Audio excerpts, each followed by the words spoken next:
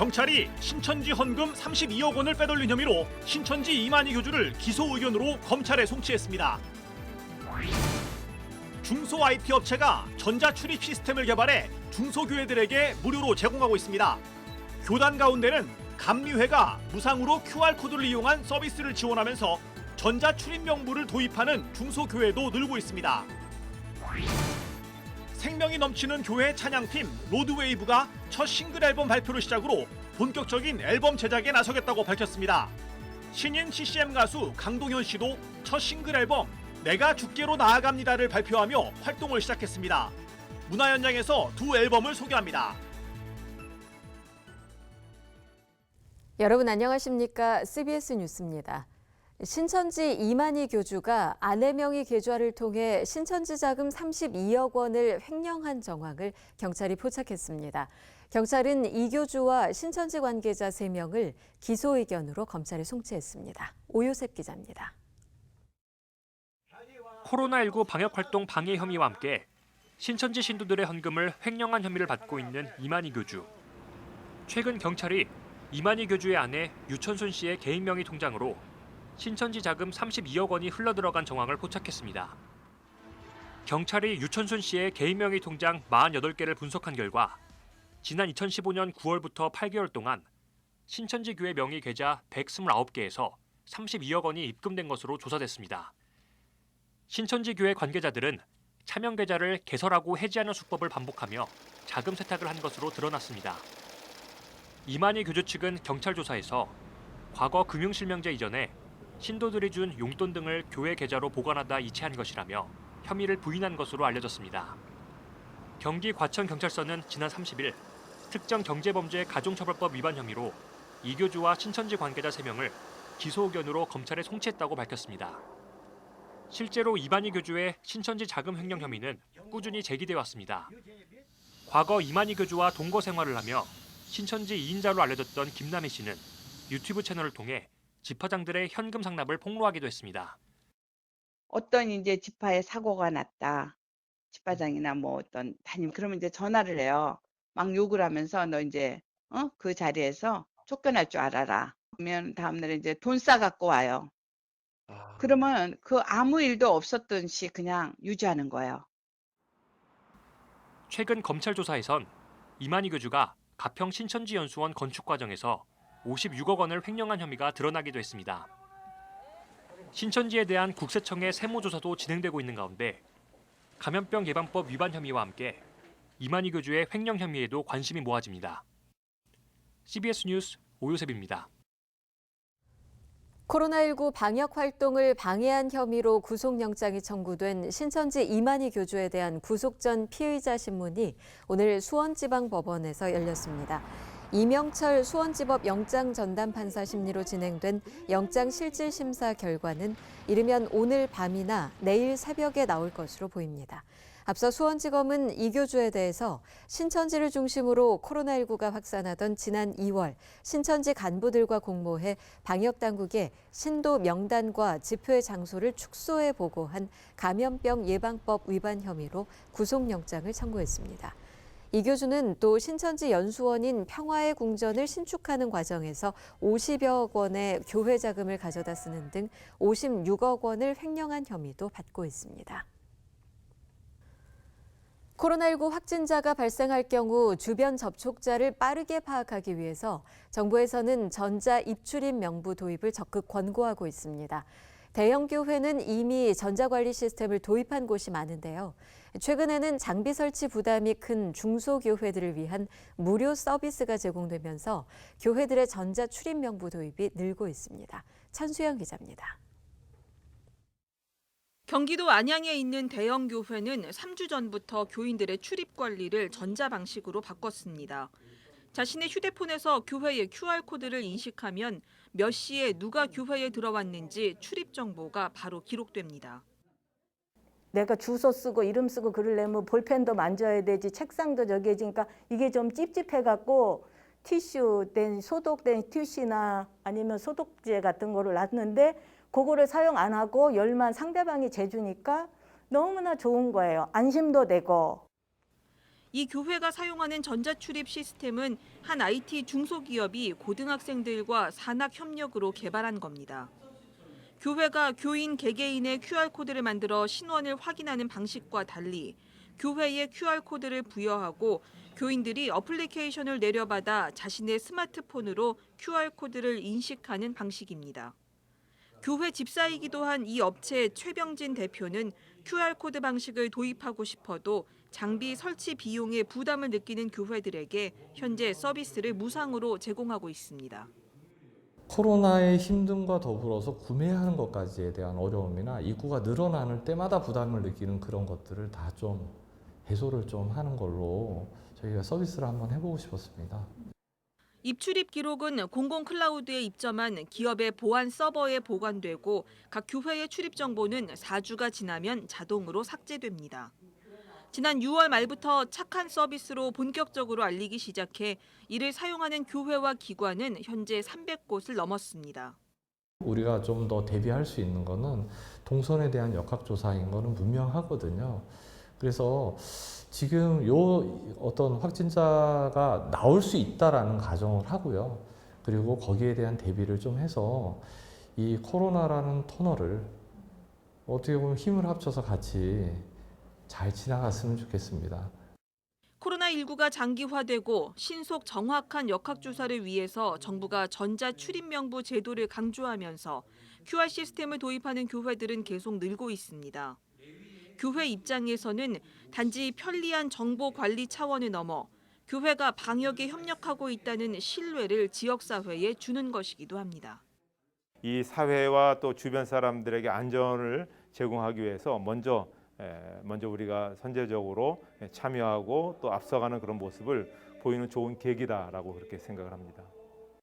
교단 차원에서는 기독교 대한감리회가 또 다른 IT 업체 한 곳과 업무 협약을 체결해 교단 산하 교회들에게 무상으로 QR 서비스를 지원하고 있습니다. 이 업체도 교회에 QR코드를 부여하는 방식으로 현재 250여 개 교회가 서비스를 이용하는 등 전자출입명부 도입 교회는 계속 늘어날 것으로 보입니다. CBS 뉴스 천수연입니다.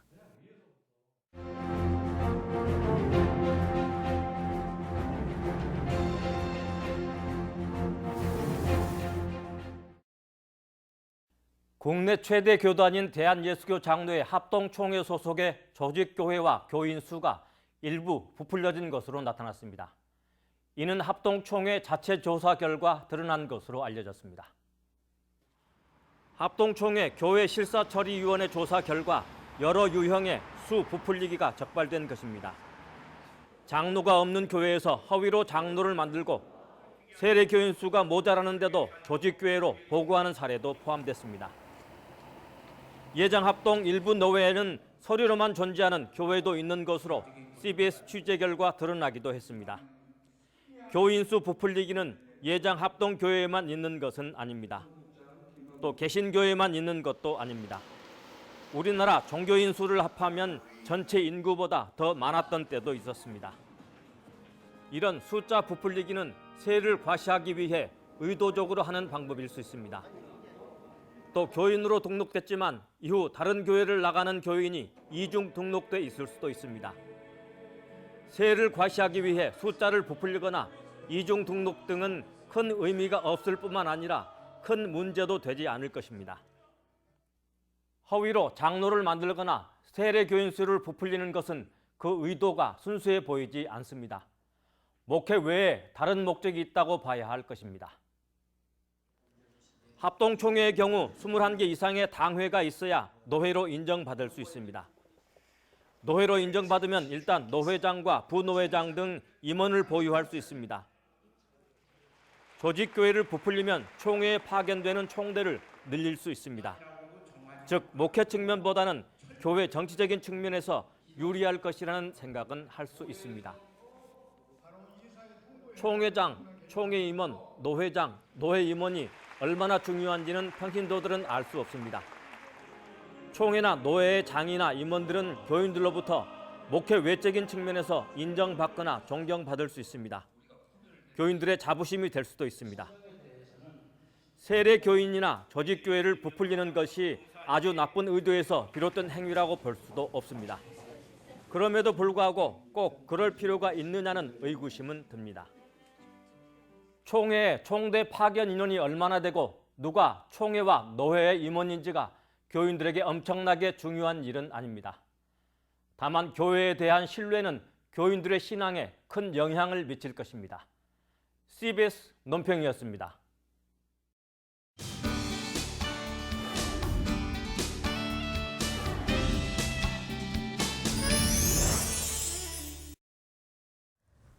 생명이 넘치는 교회 찬양팀 로드웨이브가 첫 싱글 앨범 발표를 시작으로 본격적인 앨범 제작에 나서겠다고 밝혔습니다. 신인 CCM 가수 강동현 씨도 첫 싱글 앨범 내가 죽게로 나아갑니다를 발표하며 활동을 시작했습니다. 두 앨범을 이빈나 리포터가 소개합니다. 경기도 고양시에 자리한 생명이 넘치는 교회는 지난 2018년 5월 한 선교단체에서 시작해 청년들이 주로 모여 예배하는 교회입니다. 이 교회의 찬양팀 로드웨이브가 첫 디지털 싱글 앨범 메디에이터 중보자를 발표했습니다.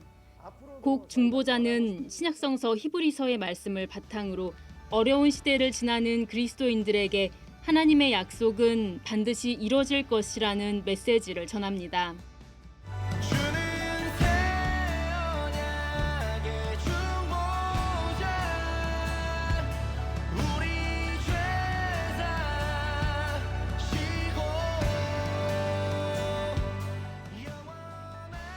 이 곡을 작사 작곡한 한재윤 전도사는 교인들과 함께 찬양 예배를 드리던 중 즉흥적으로 가사와 음을 붙여 부르다 곡이 탄생했다고 밝혔습니다.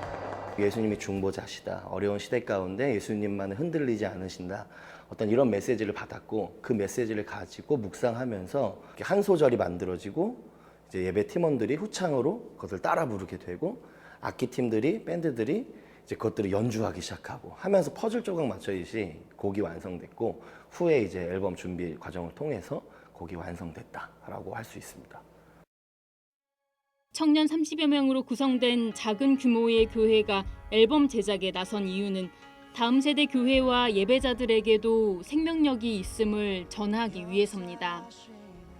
앨범 제작을 위해 수개월 동안 청년 교인들이 십시일반 제작비를 모았고 교회 예배실 내에 스튜디오 구조물을 제작해 녹음을 진행했습니다. 또 앨범 표지도 교인들이 직접 그림을 그리고 편집해 만들었습니다. 이 시대의 교회가 살아있고 다음 세대의 믿음의 세대가 살아있다라는 것이 보여져야 한다라는 생각이 있었고 그냥 쉽게 가기보다는 우리의 한 땀 한 땀 정성과 노력 그리고 하나님을 향한 사랑과 마음으로 하자라는 취지에서 저희가 정말 오랜 시간 동안 씨름하면서 준비했고요. 로드웨이브의 첫 디지털 싱글 앨범 중보자는 오는 8월 6일 발매될 예정이며 앞으로도 싱글 앨범과 미니 앨범 등 지속적인 앨범 발매를 이어나갈 계획입니다. 신인 CCM 가수 강동현 씨도 첫 번째 싱글 앨범을 발표했습니다. 강동현 씨의 곡 내가 죽게로 나아갑니다는 자신의 상처와 죄를 내려놓고 하나님을 찬양하고자 하는 마음을 담은 곡입니다. 강동현 씨가 출석하는 상도교회의 교인인 정진호 씨가 작사 작곡해 교회 내에서 불리던 곡을 앨범으로 발표한 겁니다. 나의 영혼이 나의 두 팔을 들어 여호와 하나님을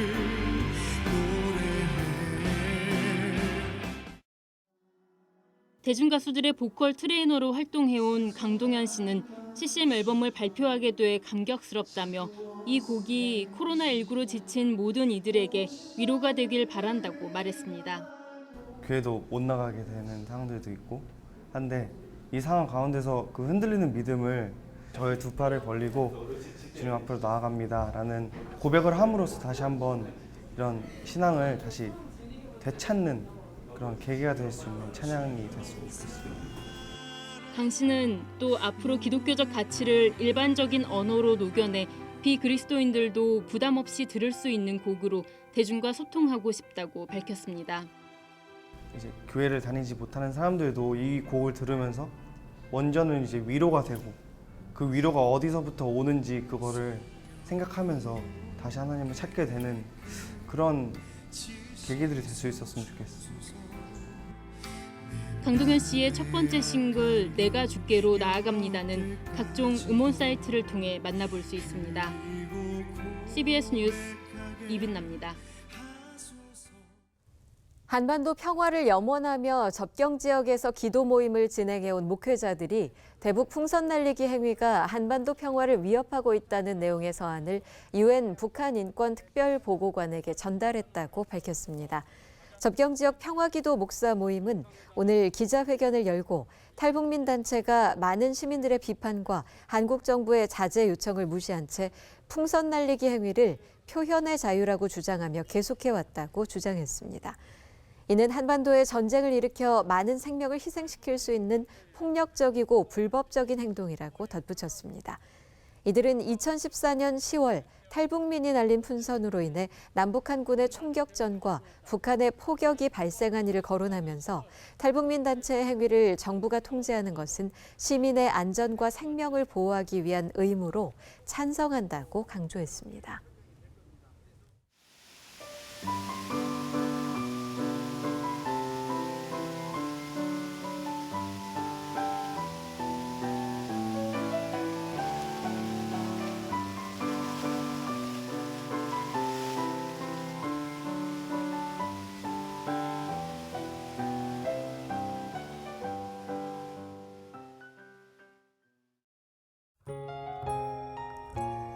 내일은 중부지방에 시간당 최대 50mm에 이르는 많은 비가 내릴 것으로 보입니다.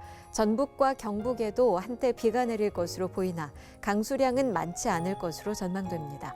내일 아침 최저 기온은 22도에서 25도, 낮 최고 기온은 26도에서 33도로 예상됩니다. 금요일 밤 CBS 뉴스를 마칩니다. 시청해주신 여러분 고맙습니다.